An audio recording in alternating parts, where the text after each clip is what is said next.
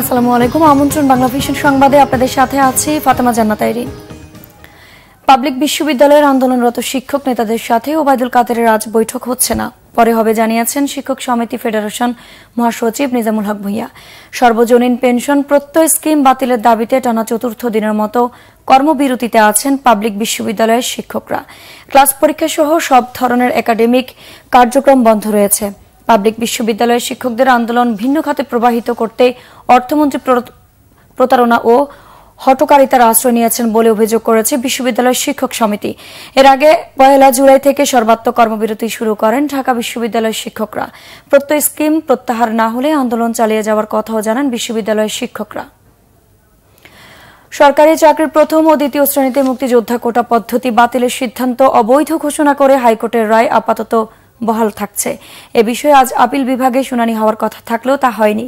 পূর্ণাঙ্গ রায় পাওয়ার পর কোটা নিয়ে নিয়মিত আপিল করার নির্দেশ দিয়েছেন প্রধান বিচারপতি ওবায়দুল হাসানের নেতৃত্বাধীন আপিল বিভাগের পূর্ণাঙ্গ বেঞ্চ। একই সাথে রাজপথে আন্দোলন করে সুপ্রিম কোর্টের রায় পরিবর্তন করা যায় কিনা সেটিও জানতে চান প্রধান বিচারপতি ওবায়দুল হাসান। এর আগে সরকারি চাকরিতে প্রথম ও দ্বিতীয় শ্রেণীতে মুক্তিযোদ্ধা কোটা বাতিল করে জারি করা পরিপত্র অবৈধ মর্মে হাইকোর্টে দেওয়ার রায় বহাল রাখেন চেম্বার জজ আদালত। হাইকোর্টের রায় স্থগিত চেয়ে রাষ্ট্রপক্ষের করা আপিলে শুনানি নিয়ে গত ৯ জুন আপিল বিভাগের বিচারপতি এম ইনায়েতুর রহিমের চেম্বার জজ আদালত এই আদেশ দেন। প্রথম ও দ্বিতীয় শ্রেণী সরকারি চাকরিতে মুক্তিযোদ্ধা কোটা বাতিলে ২০১৮ সালের ৪ অক্টোবর জারি করা পরিপত্র অবৈধ ঘোষণা করে গত ৫ জুন রায় দেন হাইকোর্ট।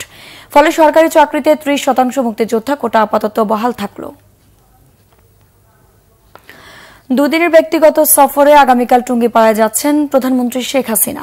সফরকে ঘিরে সম্পন্ন করা হয়েছে সকল প্রস্তুতি। শুক্রবার সন্ধ্যায় টুঙ্গিপাড়ায় পৌঁছে জাতির পিতা বঙ্গবন্ধু শেখ মুজিবুর রহমানের সমাধিসৌধে শ্রদ্ধা নিবেদন করবেন তিনি। পরে অংশ নেবেন দোয়া ও মোনাজাতে।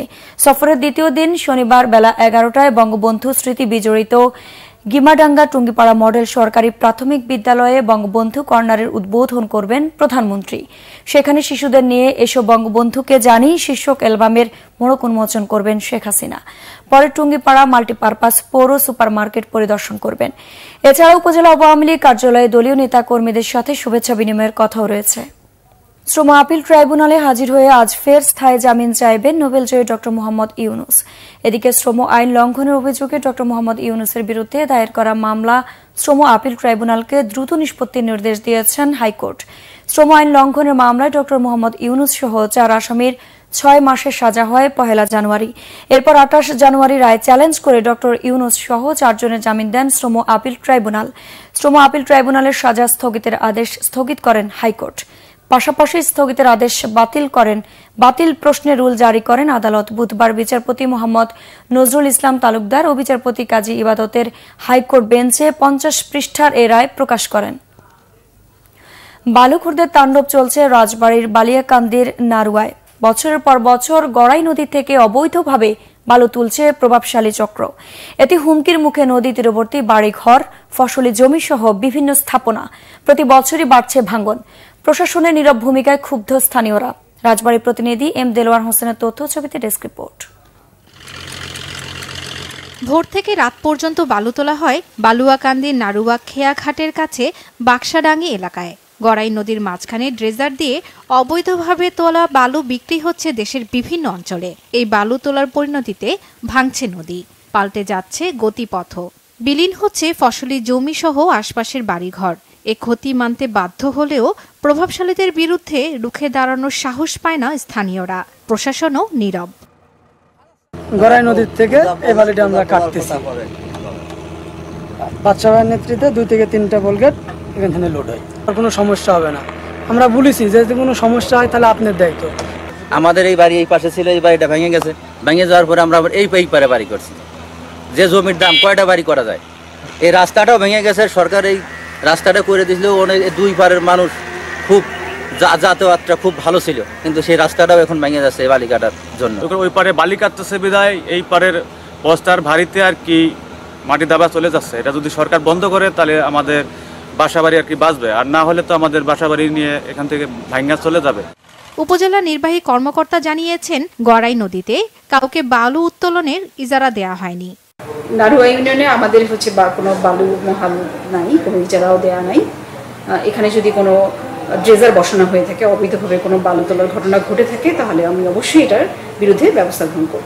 পরিবেশ সহ জনপথ রক্ষায় বালু খেকেদের বিরুদ্ধে দ্রুত ব্যবস্থা চায় স্থানীয়রা। Bangla vision news desk. আন্তর্জাতিক প্রসঙ্গ। চাপ সত্ত্বেও আসন্ন মার্কিন প্রেসিডেন্ট নির্বাচনে সরে না দাঁড়ানোর সিদ্ধান্ত অনড় থাকার বার্তা দিয়েছেন বর্তমান প্রেসিডেন্ট ও ডেমোক্রেটিক নেতা জো বাইডেন। দলীয় প্রার্থী বাইডেনের সক্ষমতা নিয়ে প্রশ্ন উঠলেও তার পাশে থেকে সমর্থন অব্যাহত রাখার আশ্বাস দিয়েছেন ডেমোক্রেটিক গভর্নররা। হোয়াইট হাউসে প্রেস সেক্রেটারি কারেন জেভ-পিয়েরে জানান, প্রেসিডেন্ট বাইডেন নির্বাচন থেকে সরে দাঁড়াবেন না। প্রার্থিতা প্রত্যাহারের মতো সিদ্ধান্ত একান্তই তার ব্যক্তিগত বিষয়। জনগণের সেবার কাজ করার জন্য এখনও নিজেকে যোগ্য মনে করছেন প্রেসিডেন্ট। এর বাইরে আর যা কিছু শোনা যাচ্ছে সব অসত্য। আর নির্বাচনী প্রচারের দায়িত্বে থাকা কর্মকর্তাদের বাইডেন স্পষ্ট জানিয়ে দিয়েছেন প্রার্থিতা প্রত্যাহার করবেন না তিনি। গত সপ্তাহে নির্বাচনী প্রতিদ্বন্দ্বী ডোনাল্ড ট্রাম্পের সাথে মুখোমুখি বিতর্কে বাজে দক্ষতার নজির স্থাপন করেন বাইডেন। এরপর থেকে বাইডেনের প্রার্থিতা প্রত্যাহারের জন্য দলের ভেতরেও বাইরে চাপ বাড়তে থাকে। এদিকে বাইডেন ও ডেমোক্রেটিক পার্টির জয় নিশ্চিতে কাজ করে যাবেন বলে আশ্বস্ত করেছেন নিউ ইয়র্ক, মিনেসোটা ও মেরিল্যান্ডের গভর্নররা। প্রেসিডেন্ট বাইডেন ও ভাইস প্রেসিডেন্ট কমলা হ্যারিসের সাথে বৈঠক শেষে হোয়াইট হাউসের বাইরে গভর্নররা সাংবাদিকদের একথা জানান। দর্শক, ছিল এখনকার মতো। পরের সংবাদ বেলা 12টায় দেখার আমন্ত্রণ রইল। এছাড়া বাংলা ভিশন সংবাদ ও সংবাদ সংশ্লিষ্ট অনুষ্ঠান দেখতে ভিজিট করুন www.bvnews24.com ও facebook.com/banglavisionnews এবং সাবস্ক্রাইব করুন youtube.com/banglavisionnews। ধন্যবাদ।